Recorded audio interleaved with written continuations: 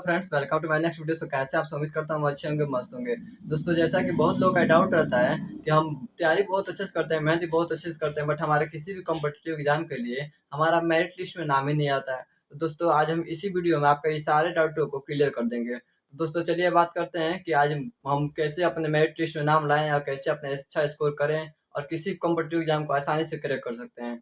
दोस्तों इसके लिए हमको सबसे पहले क्या करना पड़ेगा। देखिए सबसे पहले हमको सिलेबस कंप्लीट करना पड़ेगा। देखिए ज़रूरी नहीं है कि किसी का नौकरी 6 महीना में या 1 साल में लग जाए। कोई कहता है कि अगर 6 महीना में लगा तो समझिए कि वो झूठ ही बोलता है, ठीक है ना दोस्तों? तो सबसे पहले हमको क्या करना पड़ेगा कि हमको प्रैक्टिस पहले हमको सिलेबस कंप्लीट करना है, ठीक है ना? किसी हम ऑनलाइन बैच कर परचेज़ करके यहाँ पे हम उसको सिलेबस कंप्लीट कर सकते हैं या ऑफलाइन क्लासेस से अपना हम सिलेबस कंप्लीट कर सकते हैं, ठीक है दोस्तों? तो हमको पहले सिलेबस कंप्लीट करना होगा। सिलेबस कंप्लीट करने के बाद जितना हम उसमें टॉपिक पढ़े हैं, उस टॉपिक का जितना मतलब सिलेबस में है, उस कॉम्पिटिटिव एग्जाम सिलेबस में जितना है, हमको उसको कंप्लीट करना पड़ेगा। अब कंप्लीट करने के बाद उस सिलेबस में जितने भी टॉपिक होंगे या लेसन होंगे, उन सभी के आधारित हमको क्वेश्चन लगाना पड़ेगा। उस बुक लेना पड़ेगा किसी भी आप किसी भी मतलब मान लीजिए अगर एसएससी का या यूपी पुलिस का मतलब किसी भी चीज़ का आप सिविल लाइन की तैयारी करते हैं, तो आप किरण पब्लिकेशन का एक अच्छी से बुक ले सकते हैं, ठीक है ना? क्योंकि किरण पब्लिकेशन में एक बहुत अधिक से अधिक हमको क्वेश्चन मिल सकता है, मिल जाता है और प्रीवियस ईयर भी बहुत ज़्यादा क्वेश्चन उसमें भी रहते हैं और बहुत इंपॉर्टेंट क्वेश्चन फुल सॉल्यूशन के साथ। ओके दोस्तों, तो हमको किरण पब्लिकेशन से या किसी भी अगर आपके पास कोई और बुक भी है, ज़रूरी नहीं है कि किरण पब्लिकेशन से ही, बट आप किसी भी बुक से आप अच्छा अपना उसको जितने भी क्वेश्चन है उसमें सिलेबस में है, सिलेबस में उस टॉपिक है, उस टॉपिक को उस बुक से आप बहुत अच्छे से जैसे किरण पब्लिकेशन में 2-2 हज़ार, 3-300, 4-400 क्वेश्चन दिया जाता है हर एक लेसन में। जिसमें पीवाईक्यू भी बहुत अधिक क्वेश्चन होते हैं, इंपॉर्टेंट क्वेश्चन भी रहते हैं, ठीक है ना दोस्तों? तो हमको वहाँ से पहले हमको सिलेबस कंप्लीट करने के बाद उस टॉपिक से हमको पूरा फुल क्वेश्चन लगाना पड़ेगा। लगभग 400, 500, 2 कम से कम तो 300-400 तक क्वेश्चन लगाना ही पड़ता है हर एक लेसन दोस्तों, ठीक है दोस्तों? तो 300-400 हर एक लेसन क्वेश्चन लगाने के बाद हमको उसको रिवाइज करना होता है, अधिक से अधिक रिवाइज करेंगे, उसके बाद हमको प्रैक्टिस करना होता है। जैसे ये नहीं कि मान लीजिए सिलेबस खत्म हुआ, उसका हम क्वेश्चन लगा चुके हैं, तो उसको हम छोड़ दें, उसको फिर कभी पढ़े नहीं। नहीं दोस्तों, ऐसा हमको नहीं करना है। हमको अच्छे से पढ़ने के बाद उसका सिलेबस तैयारी करने के बाद उसका फिर से क्वेश्चन लगाना पड़ता है और क्वेश्चन लगाने के बाद हमको उसको प्रैक्टिस करना होता है, हमेशा उसको प्रैक्टिस करते रहना है। जैसे मान लीजिए आप ऑनलाइन भी फिर से कहीं से ले रहे हैं, कोई बुक ले रहे हैं, परचेज कर रहे हैं, मान लीजिए वो बुक खत्म हो गया, फिर से दूसरा कोई बुक परचेज कर रहे हैं, उस पर क्वेश्चन लगाइए या फिर से आप गूगल पे भी सर्च करके वहाँ से उस टॉपिक से क्वेश्चन मंगा सकते हैं, फिर उसको लगाइए। और फिर दोस्तों उसके बाद हमको देना होता है मॉक टेस्ट। दोस्तों किसी भी कॉम्पिटिटिव एग्जाम के लिए क्रैक करने के लिए सबसे अधिक वो वहाँ पे मायने रखता है, तो वो है उसको समय को मैनेजमेंट करना। समय को कम अधिक से अधिक क्वेश्चन लगाना पड़ता है, बहुत कम से कम समय, तभी हम उसको अच्छे से अच्छे स्कोर ला सकते हैं दोस्तों, ठीक है दोस्तों?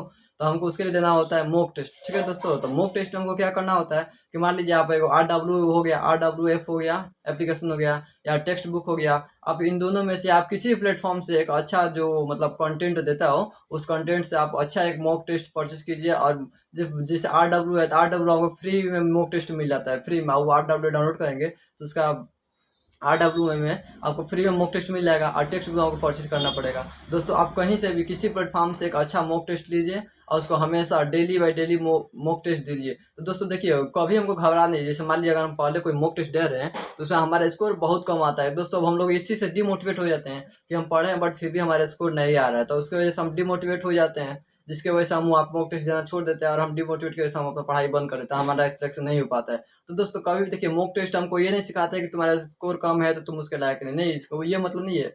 वो दिखाता है, वो हम मॉक टेस्ट हमको ये सिखाता है कि हम उस सिलेबस में कहाँ पे गलती कर रहे हैं और दोस्तों हमको उस गलती पे ही हमको काम करना होता है, ठीक है दोस्तों? हमको कभी भी मान लीजिए हमको सही क्वेश्चन आ रहा है तो हमको उस पे काम करने से ज़रूरत ही क्या है? उसको हम केवल रिवाइज़ करने की देते हैं, बट जो क्वेश्चन नहीं आ रहा है हमको उस पे मेहनत करने की आवश्यकता है। तो मॉक टेस्ट ये करता है कि आपको कहाँ पे नहीं आ रहा है, कहाँ पे दिक्कत आ रही है, बस हमको वहाँ का हमको सिखाता है कि हाँ, हमको यहाँ पे इस टॉपिक पे हमको काम करने की आवश्यकता है। तो दोस्तों मॉक टेस्ट की वजह से हमको एक तो होता है कि हमको गलती के एहसास करता है, हाँ, गलती हम यहाँ पे कर रहे थे, हमको वहाँ पे गलती नहीं करना चाहिए, हमको उस पे काम करना है। दोस्तों देखिए हमको तो पहला नंबर मॉक टेस्ट ये सिखाता है। दूसरा नंबर मॉक टेस्ट ये सिखाता है कि हमको टाइमिंग मैनेजमेंट करना सिखाता है कि जैसे मान लीजिए अगर 1 घंटा कोई क्वेश्चन आ गया, 1 घंटा कोई पेपर है और उसमें 3 से 4 सब्जेक्ट है, तो हमको जैसे मैथ हो गया तो मैथ हम कितने सब्जेक्ट में करें, रीजनिंग कितने सब्जेक्ट में करें, इंग्लिश या जीके जीएस कितने सब्जेक्ट में करें। तो मॉक टेस्ट हमको समय को मैनेजमेंट करना सिखाता है, ठीक है दोस्तों? समय को मैनेजमेंट करना, जो कि हमारे लिए बहुत अधिक इम्पोर्टेंट है। तो दोस्तों इसी प्रकार का आप किसी भी कॉम्पिटिटिव एग्जाम के लिए आप उसका पहले सिलेबस कंप्लीट कीजिए, फिर उसका बुक से क्वेश्चन सॉल्व कीजिए, फिर उसका प्रैक्टिस कीजिए, मॉक टेस्ट दीजिए और हमेशा रिवाइज करते रहिए। ये नहीं मान लीजिए एक सिलेबस कोई खत्म हो गया है तो उसको हम छोड़ दें, उसके बाद कभी उस पे काम करें ही नहीं, ठीक है दोस्तों?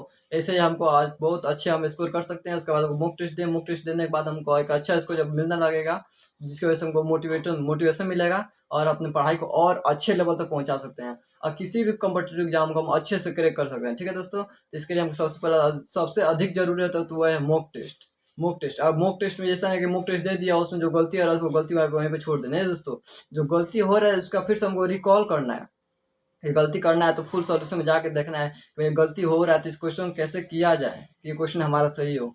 ठीक है दोस्तों? तो फिर से गलत क्वेश्चन को हमको सीखना होता है, उस टॉपिक को हमको फिर से और क्वेश्चन लगाना होता है, उसको दोबारा क्लासेस करना होता है या कोई दोबारा ऑनलाइन क्लासेस लिए तो उसको करना होता है। उसमें कोई डाउट आए तो अपने टीचर से पूछिए और उसको अपने डाउट को क्लियर कीजिए। ठीक है दोस्तों? जिसकी वजह से मतलब हमारा मॉक टेस्ट में जो गलती हो रहा है उसका भी हम सुधार कर सकते हैं और अपना एक स्कोर बहुत अच्छा पहुंचा सकते हैं और अपना मेरिट लिस्ट में नाम ले आ सकते हैं। ओके दोस्तों, अगर आपको ये वीडियो अच्छा लगा हो तो लाइक और सब्सक्राइब कर दीजिएगा। ओके दोस्तों, फिर आज के लिए यहीं तक, फिर मिलते हैं नेक्स्ट वीडियो में। ओके दोस्तों, थैंक्स।